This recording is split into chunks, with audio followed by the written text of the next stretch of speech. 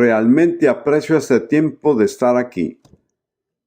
Es un privilegio especial y me emociona. Algo que realmente nunca pensé que sucedería. Y esta dama a mi derecha, como todos saben, es mi esposa. Y a donde quiera que voy digo que conmigo tienen a dos por el precio de uno. Solo tengo una cosa que decir. Estábamos en el teléfono hace un rato con Eliahu Ben Jaim en Jerusalén. Él es el líder de Intercesores por Israel, una organización hermana que realmente creció en parte gracias a esto. Y él quería enviarles un saludo caluroso a todos ustedes hoy aquí. Pero lo que Rudy y yo siempre hacemos, antes de que yo hable, es hacer una proclamación de la palabra de Dios. Muchos me han escuchado decir esto, pero una de las maneras más eficaces para desatar el poder de Dios en una situación es proclamar la palabra de Dios. De hecho, lo he dicho muchas veces, dudo que Rudy y yo estuviésemos vivos hoy si no hubiéramos aprendido en un periodo de intensas presiones, cada uno en diferentes momentos, a proclamar la palabra de Dios. Esta no es la que vamos a repetir, pero es excelente. No moriré, sino que viviré, y contaré las obras del Señor. Pero la que vamos a proclamar esta noche es del libro de Salmos 100, versículo 5, y creo que es muy apropiada para esta ocasión. Porque Jehová es bueno, para siempre su misericordia y su verdad por todas las generaciones. Entonces, tal vez sea la bendición para usted repetir después de nosotros, frase por frase. ¿De acuerdo? El Señor es bueno. Su misericordia es para siempre. Y su verdad por todas las generaciones. Ahora, esta vez lo diremos juntos. Tome su tiempo. ¿Están listos? El Señor es bueno, su misericordia es para siempre, y su verdad por todas las generaciones. Amén. Ahora, quiero anunciarles esta noche el tema que creo que Dios me ha dado para tratar en estas reuniones. Voy a hacerlo en parte para ayudarle y en parte para ayudarme, porque tan pronto he anunciado mi tema, estoy prácticamente obligado a seguirlo.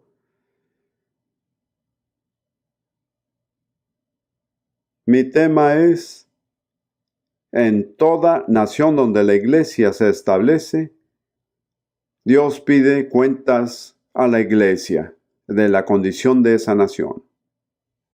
Esta es una idea de gran alcance y le daré algunos pasajes pertinentes en su momento. Pero es muy importante para nuestra reunión porque lo que queremos es alcanzar a los Estados Unidos. Si yo tuviera que alcanzar a Estados Unidos esta noche, este sería el lugar equivocado. Porque casi todos ustedes son creyentes comprometidos. Pero también creo que para alcanzar a los Estados Unidos, yo, al igual que cualquier otra persona involucrada, tiene que alcanzar a la iglesia.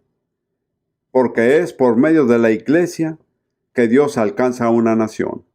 Y Dios también juzga a una iglesia, en parte por la condición de la nación a la cual Él le pide cuentas. Hubo un gran avivamiento. Estoy un poco cansado de esa palabra avivamiento, no sé usted, pero la escucho frecuentemente y se usa de manera equivocada. Pero en 1904, en el país de Gales, en las Islas Británicas, hubo un genuino avivamiento y sacudió a toda la nación. Afectó a todo el mundo en todas partes. Gales es una nación de mineros y los mineros eran gente muy mala y gente muy grosera. Pero cuando el avivamiento tocó a los mineros, afectó en gran manera el trabajo de las minas. porque usaban potros para cargar el carbón de un lado a otro. Y los potros solo se movían cuando les decían groserías. Y cuando los mineros ya no decían grosería, los potros no se movían. Eso le da una pequeña idea del impacto que puede tener un avivamiento genuino. Así que creo que eso es lo que necesitamos. Creo que no hay otra alternativa. No tenemos otra esperanza, aparte de que Dios se mueva de tal forma que toque a millones de personas de manera soberana. En 1948 hubo un avivamiento en la pequeña isla Las Hébridas, en el norte de Escocia, y resulta que yo conocí al hombre que fue usado por Dios. Y era gente muy sencilla, en una sencilla aldea rural.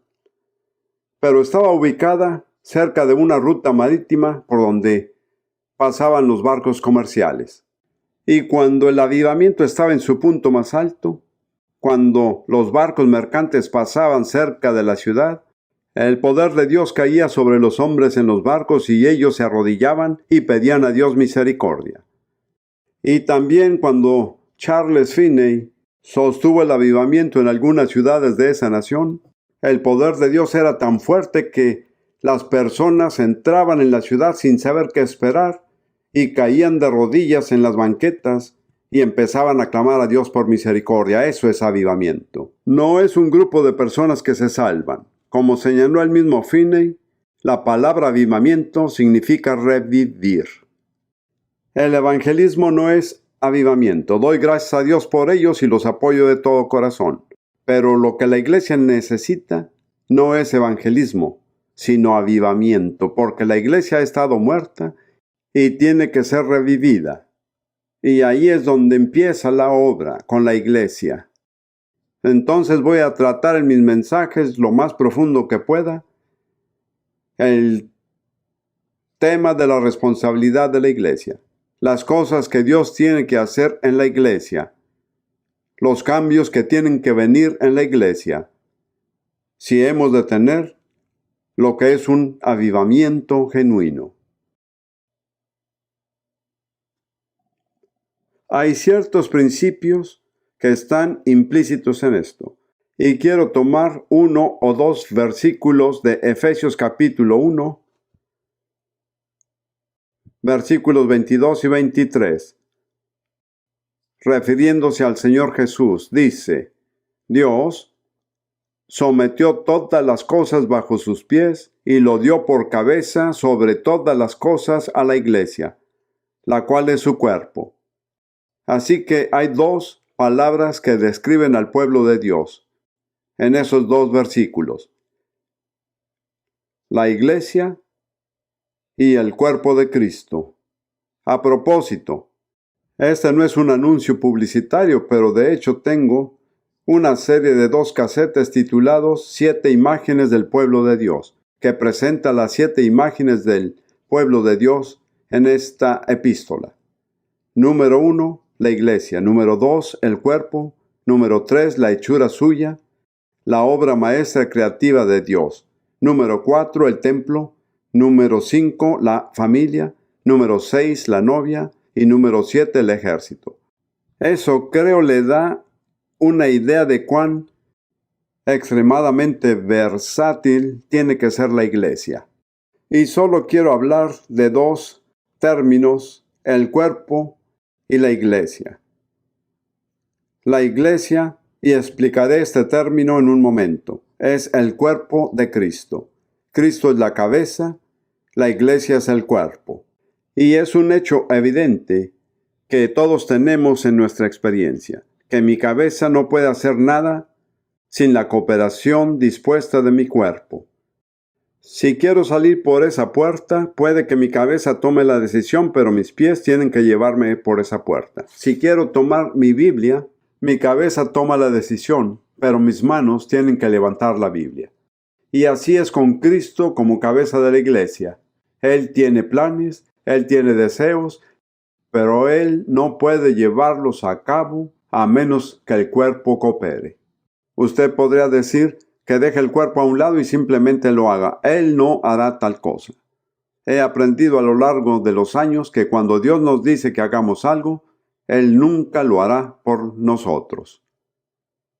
Puede que usted diga, al fin de cuentas Jesús nos mandó a ir por todo el mundo y a hacer discípulos en todas las naciones, y hay muchas naciones que todavía no han sido tocadas. Entonces el Señor podría decir, estoy cansado de esperar a que lo hagan, vendré y yo mismo haré el trabajo. Él nunca hará eso. El trabajo no terminará hasta que la iglesia lo haga. Ese es uno de los aspectos. El otro es un poco más complicado. Es la iglesia, que es una palabra muy desafortunada. Es una lástima que se haya usado. Históricamente se remonta a una frase del griego kuriakón, y en el alfabeto latino kuriakón, que significa pertenecer al Señor. Kurios es el Señor. La iglesia es aquello que es del Señor, pero eso es lo que significa lo que es del Señor. Y es verdad, pero oscurece por completo el verdadero significado de la palabra griega que es eclesia, de la que se derivan términos tales como eclesiástico. Ahora bien, eclesia tiene un significado específico en la época de la lengua griega a la que hacemos referencia. Era la palabra empleada para designar una ciudad-estado griego. Básicamente, Grecia se componía usualmente de 4 ciudades-estados como Atenas, Corinto o cualquiera que fuere. Cada ciudad-estado era muy diferente, pero tenían un consejo administrativo que se llamaba eclesia. La palabra eclesia viene de un verbo griego que significa llamar. Así que la iglesia es un grupo de personas que son llamadas fuera del mundo. Y la eclesia, tomemos Atenas, que es el ejemplo más sobresaliente, la eclesia era el organismo que gobernaba la ciudad de Atenas. Se habla mucho de democracia griega, pero esto no serviría a los feministas de hoy, porque la iglesia estaba conformada por ciudadanos varones de Atenas. No incluía mujeres, ni esclavos, ni extranjeros. Esa era la constitución de la iglesia en todas las ciudades-estados griegos. La iglesia es un grupo de personas que son apartadas del mundo para ejercer un gobierno. Como ve, este es el problema con esta palabra iglesia, que nos señala el hecho de que somos el organismo gobernante de Dios en la tierra. La mejor palabra que puedo encontrar en inglés es asamblea, pero en realidad no cumple la función. Pasé varias horas una vez tratando de aprender la historia de los Estados Unidos y no tuve éxito. Pero creo que es cierto, y algunos de ustedes saben mejor que yo, que alguna vez el estado de Virginia fue gobernado por una asamblea de burgueses. ¿Es correcto? Bueno, eso significa que la asamblea es un organismo gubernamental. Entonces, ¿qué es la iglesia? La iglesia es el organismo de Cristo que gobierna sobre la tierra. Somos responsables de administrar su gobierno. Este es un concepto completamente extraño para las personas que asisten a la iglesia. Por eso, Dios nos pide cuentas de la manera como lo hacemos. Y cuando miramos el mundo, digamos a los Estados Unidos, y decimos, es un desastre, son personas terribles. Y Jesús mira a la iglesia y dice, ¿qué están haciendo al respecto? Yo los hago responsables en muchos sentidos, no en todo sentido, de la condición actual del mundo. Entonces, esa es la situación, como yo la veo. Y por eso me alegra estar aquí. Si queremos cambiar la nación, tenemos que empezar por cambiar a la iglesia. En aquel avivamiento galés que mencioné, el hombre a quien Dios usó fue un hombre llamado Evan Roberts. Él no era, a mi parecer, un gran predicador, pero tenía un lema: doblega la iglesia y se inclinará el mundo. Si la iglesia se doblega, el mundo se inclinará. Si la iglesia no se doblega ante el Señor, el mundo no se inclinará. En muchos aspectos, no en todos, el destino de los Estados Unidos está en manos de la iglesia. de usted y de mí, de gente como nosotros. ¿Entendemos nuestra responsabilidad? Es una responsabilidad muy seria. Bien, permítame decir primero algo acerca de Atenas. Creo que me enteré de esto hace unos años, pero lo redescubrí. En la ciudad de Atenas hubo un fundador, una especie de George Washington, que decretó las leyes de Atenas. Se llamaba Solón. Y a partir de entonces las leyes no podían cambiarse. Pero Eclesia, el organismo que gobierna, tenía el poder para emitir decretos. No podían cambiar las leyes, pero podían emitir decretos, exactamente como la Iglesia. Cristo ha establecido las leyes, pero nosotros podemos emitir los decretos. No podemos transgredir las leyes, pero podemos imponer las leyes por los decretos que sancionamos. Dice una antigua traducción del libro de Job: estableceré un decreto, establecí sobre él mi decreto. Realmente creo que llega un momento en nuestra relación con el Señor en el que podemos emitir decretos que serán ejecutados, porque nuestra autoridad no viene de nosotros, viene de Jesús, que es la cabeza sobre todas las cosas de la iglesia, que es su cuerpo. Entonces, por medio de la iglesia, Jesús ejecuta sus propósitos redentores, sin importar cuánto nos demoremos, y hemos tardado 19 siglos en llevar el Evangelio a todas las naciones. Jesús no va a bajar del cielo para terminar el trabajo. Él no va a regresar hasta que lo hayamos terminado. El pasaje clave de los ministerios de Derek Prince es Mateo 24:14. Y será predicado este evangelio del reino en todo el mundo para testimonio a todas las naciones, y entonces vendrá el fin. ¿Cuándo vendrá el fin? Cuando el evangelio del reino, y no alguna versión simple del evangelio, sino el evangelio verdadero. Cuando el evangelio del reino haya sido proclamado en todo el mundo a todas las naciones, entonces vendrá el fin. ¿Quién es responsable de proclamar el evangelio a todo el mundo, a todas las naciones? Le animo a decirlo. Yo soy responsable con el resto del cuerpo. Y Jesús no bajará del cielo para hacerlo. Él está esperando. Y está esperando pacientemente y en cierto sentido con impaciencia. ¿A cuántas otras cosas les hemos dado prioridad en lugar de esta misión prioritaria? Quiero decir, espero que no suene jactancioso. Ruth y yo nos casamos en 1978. Este es mi segundo matrimonio. Algunos de ustedes conocieron a mi esposa Lidia, que era danesa. Solo los daneses saben lo que es un verdadero danés.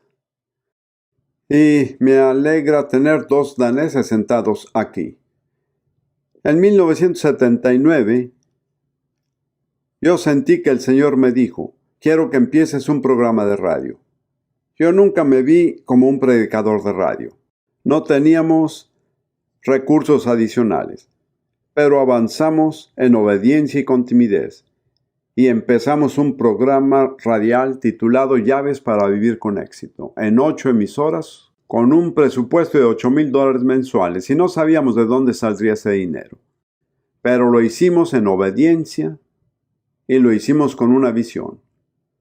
Hoy creo, y no estoy seguro, pero creo y puedo preguntar, creo que está en 14 idiomas diferentes. Se transmite en cada continente. Está en chino, en ruso, árabe y español, para mencionar 4 idiomas principales.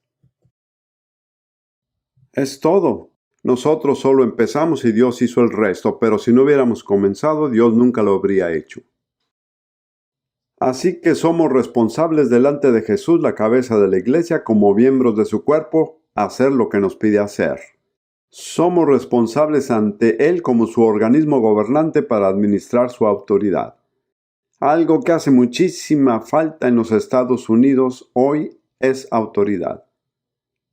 En gran medida es a causa de la iglesia, porque la iglesia no ha representado la autoridad de Jesucristo. La razón con frecuencia es que la iglesia no está bajo la autoridad del Señor. Solo hay una cabeza de la iglesia. Su nombre es Jesús. Cualquier cosa que no está bajo él como cabeza no es iglesia. Muy bien. Ahora quiero darle un ejemplo concreto de lo que sucede cuando la iglesia falla. Está en 2 de Tesalonicenses 2, versículo 8.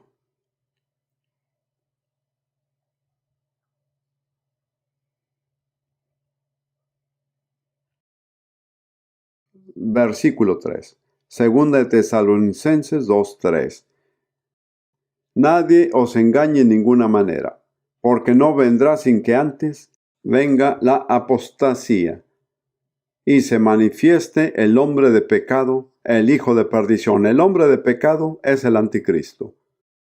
Y los cristianos tesalonicenses estaban esperando la venida del Señor en cualquier momento. Y Pablo dice, tengo que corregirlos. Ese día no vendrá el regreso del Señor hasta que haya venido la apostasía. Una palabra muy interesante. En griego es exactamente la palabra que se traduce apostasía. Es la misma palabra transcrita en alfabeto latino. Solo se usa 2 veces, en este pasaje y en Hechos, cuando los líderes de la iglesia en Jerusalén acusan a Pablo de enseñar apostasía de la ley de Moisés. Así que significa específicamente desviarse de la verdad espiritual revelada. Y Pablo dice, antes que el anticristo, el hombre de pecado, se revele, tiene que haber apostasía. ¿Por qué? Porque la iglesia es la barrera que detiene la manifestación o la consumación del mal. Y Satanás lo sabe muy bien. Él conoce la Biblia mejor que la mayoría de nosotros. Y él no puede manifestar al anticristo hasta que la iglesia se quite del medio. De modo que tiene que haber una apostasía en la iglesia. Porque la influencia restrictiva de la iglesia tiene que desaparecer antes que el anticristo pueda manifestarse. ¿Sabe lo que eso significa? Es una responsabilidad que está sobre nosotros. Somos la fuerza que contiene el mal. Y dice más adelante en ese capítulo, y sé que nos metemos en profecía especulativa, en el versículo 6, y ahora vosotros sabéis lo que lo detiene al anticristo, a fin de que a su debido tiempo se manifieste, porque ya está en acción el misterio de la iniquidad, solo que hay quien al presente lo detiene hasta que él a su vez sea quitado de en medio. Hay 2 formas de interpretar este pasaje. Puede referirse al Espíritu Santo o a la iglesia. Probablemente los 2. El Espíritu Santo en la iglesia. Así que la consumación final del mal en esta era no vendrá hasta que la iglesia, por apostasía, abra el camino. Y voy a presentar algunas citas en mi enseñanza más adelante, no esta noche. Yo diría que la apostasía está más o menos consumada hoy en los Estados Unidos. En las esferas más elevadas de la mayoría de las denominaciones cristianas reina la apostasía. Apostasía, blasfema, que niega a Cristo, que enoja a Dios. Le daré 1 o 2 citas más adelante en estas reuniones. Creo que no nos falta mucho para que la apostasía sea completa. Pero entre tanto, ¿cuál es nuestra responsabilidad? Detener las fuerzas del mal. Somos la asamblea gubernamental. Somos quienes deben cumplir la autoridad de Cristo, no en todas las áreas, sino en ciertas áreas específicas. Para resumir un poco, lo que Dios hará en los Estados Unidos depende en gran manera de lo que haga la iglesia. ¿Escuchó esto? Tengo que repetirlo. Lo que Dios hará en los Estados Unidos depende en gran medida de lo que haga la iglesia. Le daré un pasaje bíblico, conocido, que es la cita por excelencia para los intercesores. Segunda de Crónicas 7:14. Sí, mi pueblo. Sanaré su tierra. He dejado incompleto el texto, pero lo que quiero decir es que si Dios ha de sanar nuestra tierra, su pueblo tiene que hacer algo. Si su pueblo no lo hace, Él no sanará la tierra. Esto pone una clara responsabilidad sobre usted y sobre mí. Solo me falta señalar un punto más y luego voy a concluir por hoy. La pregunta que todavía no tiene respuesta es, ¿quiénes son la iglesia? ¿Quiénes son la iglesia? Y quiero darle una respuesta que creo le puede impresionar.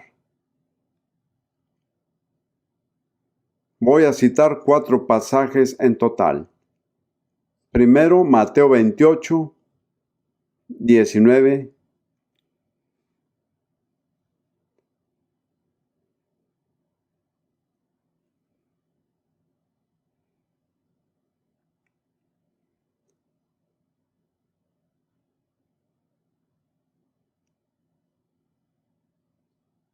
Mateo 28,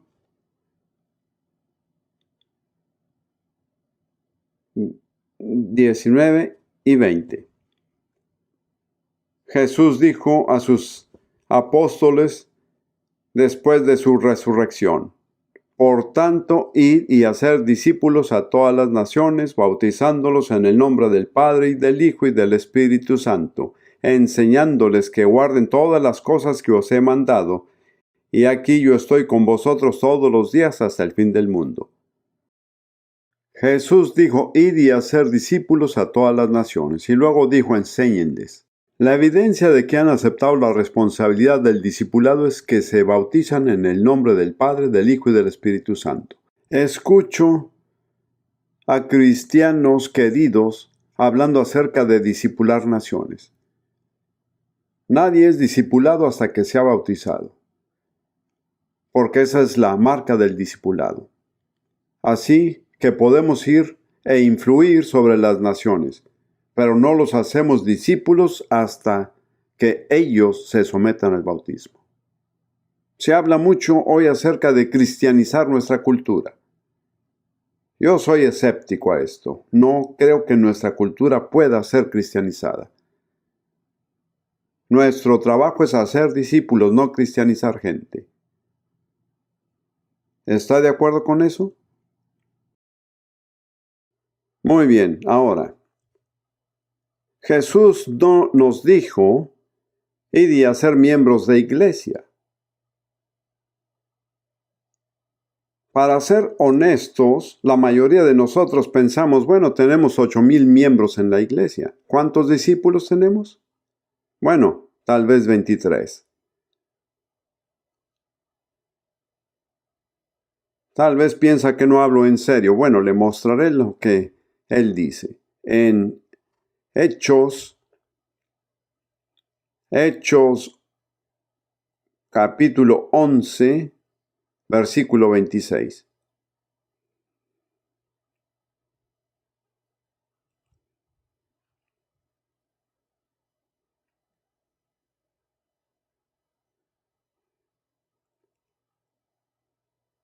Solo la última parte del versículo. Hechos 11, 26. Y a los discípulos se les llamó cristianos por primera vez en Antioquía. El término cristiano solo aparece 3 veces en el Nuevo Testamento. Esta es una de ellas. ¿A qué clase de personas se les llamó cristianos? A los discípulos. Así es, los que no son discípulos no tienen derecho a llamarse cristianos. No tienen derecho bíblico. Este es un país de libertad de expresión, puede decir lo que quiera, pero lo que diga puede que no sea bíblico. Así que Jesús dijo, id y hacer discípulos. El problema es que no hemos guardado sus mandamientos. Ha habido maravillosas excepciones. Le diré por qué es un error hacer miembros de iglesia que no son discípulos. Número 1. Proyectan al mundo una imagen falsa de lo que es el cristianismo. ¿Cuántas veces ha escuchado gente decir, si eso no es cristianismo, no quiero tener nada que ver con eso, nada? Pero el cristianismo no es eso. La demostración del cristianismo son los discípulos. Y todos ustedes saben que me han asociado con el movimiento de discipulado, entre comillas. Yo no soy parte del movimiento de discipulado y no estoy hablando del movimiento de discipulado, quiero que quede claro. Muchos de los objetivos del movimiento de discipulado eran correctos, pero desafortunadamente se equivocaron en la forma de aplicarlos. Como dicen Gálatas, oh Gálatas insensatos, habiendo comenzado por el Espíritu, ahora vais a acabar por la carne. Esta es en realidad la historia trágica del movimiento de discipulado. Y debo decir que yo estuve allí cuando comenzó. Había 3 hermanos, 2 de los cuales están ya con el Señor. Fue una intervención soberana de Dios. Nosotros no lo planeamos, ni siquiera lo deseábamos. Dios empezó algo, pero lo echamos a perder. Creo que en cuestión de un año lo echamos a perder. ¿Saben cuál fue el problema? Ambición personal. ¿Es este un problema en la iglesia? Probablemente es el problema número 1 en la iglesia. Lo que digo es que el otro problema con los miembros de la iglesia que no son discípulos es que acaparan el tiempo de los que deberían estar haciendo discípulos. Pablo dijo, si las personas no aprenden, no desperdicien el tiempo con ellas. A estas evita. Hay muchos ministros piadosos y hombres de Dios que están gastando un sinnúmero de horas trabajando por gente que nunca va a comprometerse. Es desastroso. Así que ahora estamos hablando de una iglesia conformada por cristianos verdaderos, es decir, por discípulos, ¿de acuerdo? Esto nos lleva a una pregunta sencilla y final. ¿Cuáles son los requisitos para convertirse en discípulo? Tomaré 2 pasajes de las enseñanzas de Jesús. Algunos de ustedes han notado que hay un nuevo libro de colores vivos titulado Echarán fuera demonios. Tengo que confesarles que gran parte de lo que hay en ese libro lo aprendí a las malas. Una y otra vez quise tomar mi propio camino y me topé con las palabras de Jesús. Él nunca perdió el tiempo, nunca transigió, nunca usó un doble discurso y dijo exactamente lo que quería decir, y todavía quiere decir lo mismo hasta hoy. Quiero tomar 2 declaraciones suyas concernientes a los discípulos. La primera está en Mateo 16, versículos 24 y 25. Mateo 16, 24 y 25. Entonces Jesús dijo a sus discípulos, si alguno quiere venir en pos de mí, y eso significa convertirse en discípulo, porque la marca de un discípulo en la cultura judía es seguir a su maestro. Nunca se adelanta a él ni camina al lado de él, sino camina atrás. Y aquellos que caminaban detrás de Jesús eran sus discípulos. Había toda clase de gente que lo rodeaba, pero no eran discípulos. En cambio, los que caminaban detrás de él, esos eran discípulos. Jesús dijo, pues si alguno quiere venir en pos de mí, niéguese a sí mismo y tome su cruz y sígame. Porque todo el que quiere salvar su vida, alma, la perderá.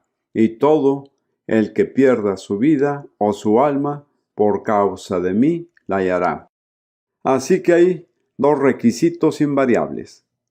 Número 1, negarse a sí mismo. Número 2, tomar su cruz. Alguien dijo, su cruz es el lugar donde la voluntad de Dios y su voluntad se cruzan. También es el lugar donde usted muere. Dios nunca impone la cruz. Es algo que se toma voluntariamente. Y luego Jesús dijo, porque todo el que quiera salvar su vida, aquí la palabra en griego es alma. Si quiere aferrarse a su vida, a su alma, la perderá. Si está dispuesto a perderla, la encontrará.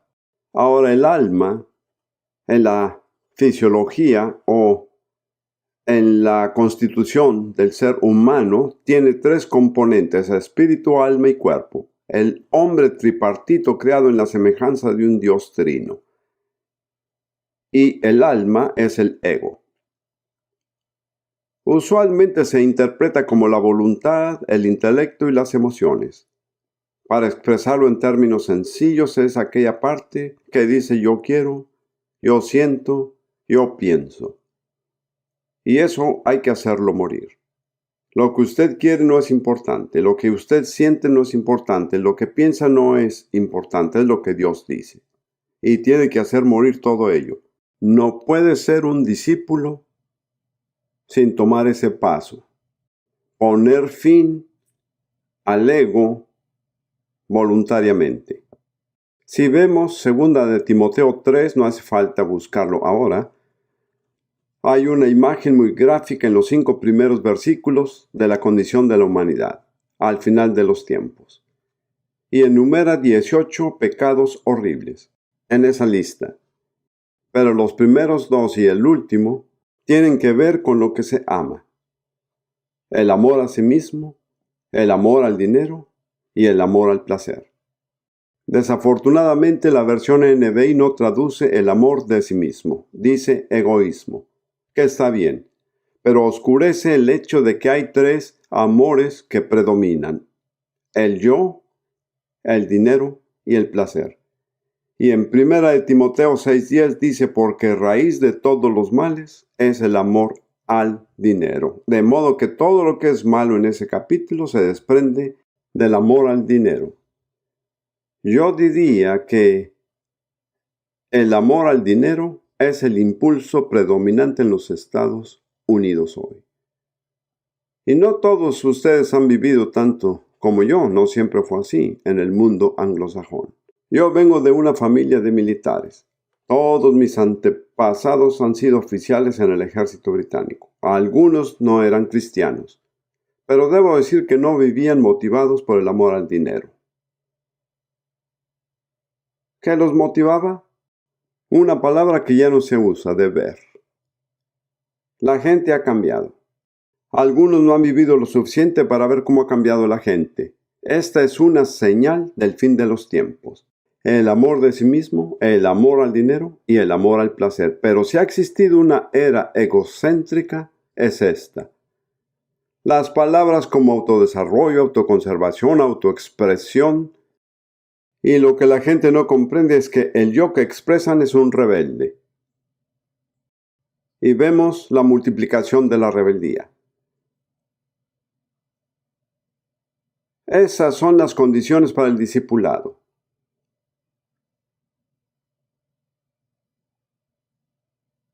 Negarse a sí mismo, tomar su cruz y seguir a Jesús. Y usted no puede seguirle hasta que se haya negado a sí mismo y tomado su cruz. En esto consiste la iglesia. Todo lo demás es, en cierto modo, superfluo. No puede cumplir los propósitos de Dios, porque va en contra de los planes de Dios. Ahora, permítame señalar un pasaje muy interesante. En Hechos 11, versículo 26. La última frase de ese versículo, Hechos 11, 26. Y a los discípulos se les llamó cristianos por primera vez en Antioquía. ¿A quiénes se les llamó cristianos? ¿A los quién? A los discípulos. ¿Y quién tiene derecho a llamarse cristiano? Nadie más tiene el derecho bíblico. Podemos usar el título sin que le pertenezca. Solamente los discípulos tienen derecho a llamarse cristianos. Tengo la sensación y tengo que decir que el Señor no solo me dio mucho tiempo para pensar lo que iba a decir y que cambié mi opinión varias veces antes de llegar a mi decisión, sino que el Señor en su soberanía ha tratado conmigo y Ruth. No entraré en detalles, pero ayer pasamos tiempo en la presencia de Dios Y Él nos recordó a cada uno de los pecados que cometimos hace muchos, muchos años. Y nos dimos cuenta de que nunca habíamos tratado con esos pecados. Y hasta donde sé, lo hicimos. Y creo que algo va a pasar a algunos aquí presentes. Van a ser recordados de pecados que han tolerado o quizás olvidado. Pero Jesús no los ha olvidado. Él no se los reprocha, pero no son expiados hasta que usted reconozca, se arrepiente y confiese. Y creo que tal vez muchos de ustedes aquí tendrán que responder durante estos días la pregunta: ¿soy un discípulo o simplemente un miembro de iglesia? Tal vez sea un buen miembro de iglesia. Hace todo lo que tiene que hacer, lee la Biblia, paga los diezmos, asiste a las reuniones y no hace mal a nadie. La pregunta es: ¿a cuántas personas hace usted el bien? Volveremos a esto más adelante, si Dios quiere y me da vida. Ahora,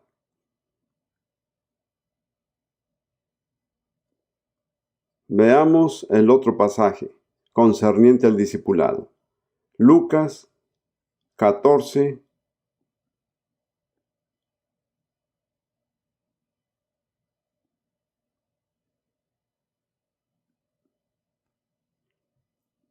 versículos 26 y 27. Estas son palabras increíblemente dolorosas, pero ahí están. Y si no estamos dispuestos a experimentar el dolor, no creo que experimentaremos la liberación. Leamos el versículo anterior, el versículo 25. Grandes multitudes iban con él. Observe que iban con él, no lo estaban siguiendo. No eran discípulos, eran nada más multitudes de personas interesadas. Y volviéndose les dijo: si alguno viene a mí y no aborrece a su padre y madre, y mujer e hijos, y hermanos y hermanas, y aún también su propia vida, pero la palabra es alma, no puede ser mi discípulo. Y el que no lleva su cruz y viene en pos de mí, no puede ser mi discípulo. Así que es imposible convertirse en discípulo de Jesús si no se cumple con los requisitos, y puede que se oponga o escandalice por la palabra aborrecer. No estamos llamados a odiar de manera activa a nuestro padre o madre, a nuestra esposa o hermanos o hermanas. Sin embargo, según entiendo, la palabra significa que si nuestra relación con cualquiera de estas personas entra en conflicto con nuestra obediencia a Jesucristo, entonces tenemos que decir no. Tenemos que aborrecer todo aquello que nos impida seguir a Jesús de todo corazón. Y luego él dice: y aún también su propia vida. Esa es la salvaguardia. No le está permitido odiar a nadie, a menos que usted odie su propia alma, su vida del alma, su ego. El yo exigente que dice: yo quiero, yo pienso, yo siento, yo soy importante, pónganme a mí primero, sírvanme a mí, denme comodidad, hagan lo que me conviene. ¿Acaso no predomina esto en muchas personas en los Estados Unidos? Yo creo que sí. Creo que tenemos que cuidarnos mucho de no subestimar nuestra relación con Jesús. Yo creo realmente, y eso es lo último que voy a decir hoy. Realmente creo que debemos examinarnos durante estos días en los que estamos aquí reunidos y decir: Señor, muéstrame, ¿soy un discípulo o nada más un miembro de la iglesia? Y si nada más soy un miembro de la iglesia, Señor, ayúdame a cambiar. Amén.